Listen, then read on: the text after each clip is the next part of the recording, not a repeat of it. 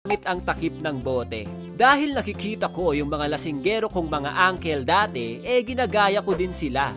Pero ang gamit ko yung takip ng soft drinks. Lalagyan ko ito kunwari at sumasyat na akala mo umiinom ng alak. At kung merong alak, meron ding yosi. Yung stick-o naman dati ang pinaglalaroan ko.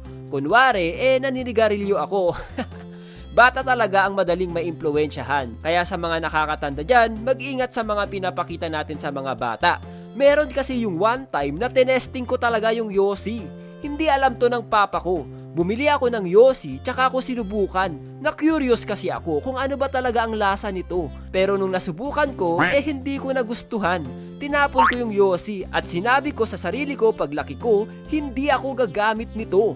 The legendary Mikmik. Ito yung powdered milk na kapag hinigop mo ng mabilisan gamit ang straw, makikita mo talaga yung stairway to heaven. Every time na kumakain ako nito, parang nakikipaglaban ako kay kamatayan. Ang sarap niya kasi kahit umuubo-ubo ka na habang kinakain ito. Milo. Nung elementary kami, meron yung programa ng Milo na pumupunta sila sa mga eskwelahan para magbigay ng pagkain at syempre ng Milo. Nung una, nakakainom pa ako, pero nung tumagal ay hindi na. Nagtitipid na ata ang Milo. Priority nila bigyan yung mga malnourished na mga estudyante.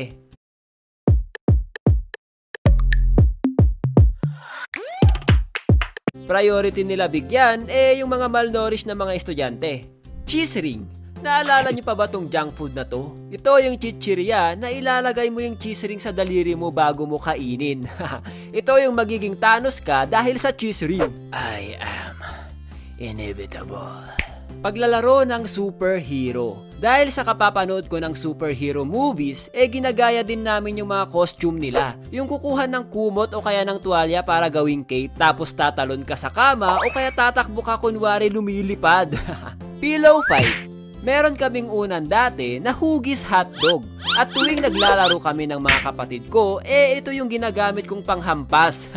Nag-uunahan kami sa weapon na to kasi ang ganda niya ipangpalo dahil mahaba. Syempre, kung may pillow fight, may wrestling din. Ang ginagawa namin para safe kami sa paglalaro ng wrestling, kinukuberan namin ng unan at kumot yung mga part ng kama na matigas para iwas disgrasya. Pero meron yung time na may hindi kami nakuberan.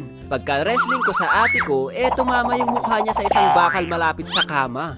Nagpanik ako, chinek ko kaagad kung may pasa siya. Pagtingin ko sa mukha niya, meron konting black eye sa kanang mata niya. Sinabi ko kaagad sa kanya na huwag niyang sasabihin na galing sa pagre-wrestling namin yung nangyari sa kanya.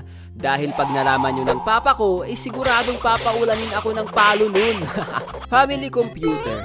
Grabe, ito ang isa sa mga core memory ko. Siguro mga batang 90s lang makaka-relate nito.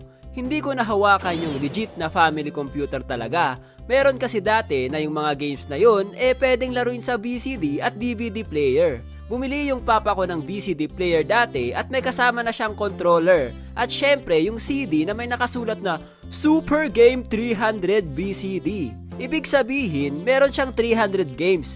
Pero kung titignan mo sa menu, paulit-ulit lang yung game na nakalagay. Kaya hindi talaga siya 300 games. Pahirapan kami makalaro nito dahil lagi tong tinatago ng papa ko sa drawer tapos nakalock pa. Hindi ko na mabilang kung ilang beses ko na sinubukan buksan yung drawer namin para akong magnanakaw. Isa sa mga gustong-gusto ko laruin dito yung Contra. Lagi kaming nag-aagawan ng mga kapatid ko sa paglalaro nito kaya lagi ding nagagalit yung papa ko. Ay, tama na yan. Puro ko yung laro Matulog na kayo.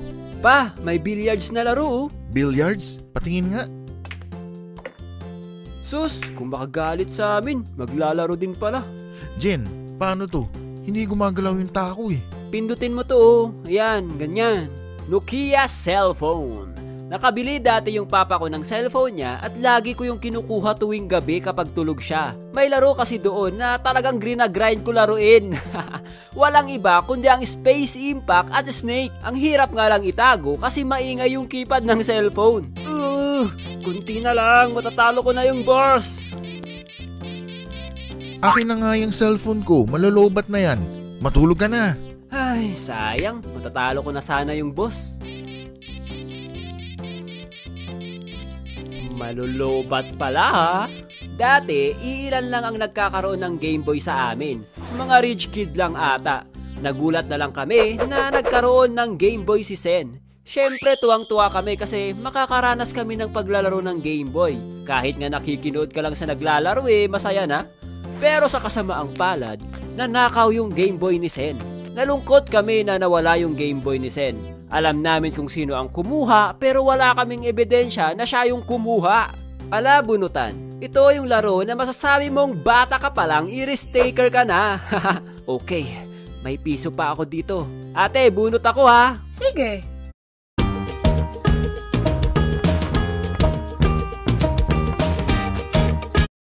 Okay, may piso pa ako dito. Ate, bunot ako ha. Sige. Number 75? Uy, parang... Grades mo lang? Loh, paano mo alam ate? Ano, nakuha ko ba yung 20 pesos? Wala. Kahit yung laruan, hindi mo nakuha. Lah, scam ata tong palabunutan nyo Hoy, wag mo ngang sisihin yung palabunutan ko. Ang sabihin mo, malas ka lang talaga. Wag ka namang ganyan ate. Last money ko na yun Alam mo palang last money mo na yun Pinangbunot mo pa. Akala ko kasi makukuha ko yung 20 pesos. Oh, ito, candy, pampalubag loob. Thank you ate. Lagnat. Nung bata ako, minsan gusto kong nilalagnat ako kasi doon lang ako nakakatikim ng soft drinks. Ma, may lagnat ako. Hindi ako makakapasok. Ay, gusto mo lang ng soft drinks. Bumangon ka na dyan, malilate ka na sa klase. Vintage sewing machine. May mga pinsan akong mga babae nung bata ako na mas matanda sa akin. Tuwing bumibisita ako sa bahay nila, nakikita ko silang gumagamit nito. Na-amaze ako sa vintage sewing machine na yun. Kaya kapag wala yung mga pinsan ko, pinaglalaruan ko to. Hindi lang sa ginagawa kong sasakyan, gustong gusto ko talaga pinipress yung mga parang pedal niya sa baba. Kasabay ng sewing machine na pinaglalaruan ko dati, yung vintage typewriter. Hindi ko alam kung naabutan nyo to Ito yung typewriter na kapag pinipindot mo, maingay siya mag-print. Tapos kapag nagkamali ka, hindi mo pwedeng burahin. Kung buburahin mo naman, kailangan mo ng white ink. Refrigerator. Wala kaming ref dati nung bata ako. Wala poor lang kami nun. Nakakakita lang ako ng ref kapag bumibisita kami sa bahay ng mga ibang kamag-anak namin. Sa sobrang ignorante ko nun, hinuhuli ko kung paano nagpapatay sindi yung ilaw ng ref. Binubuksan ko din yung freezer, sinusubukan ko kung kinakaya ko yung lamig.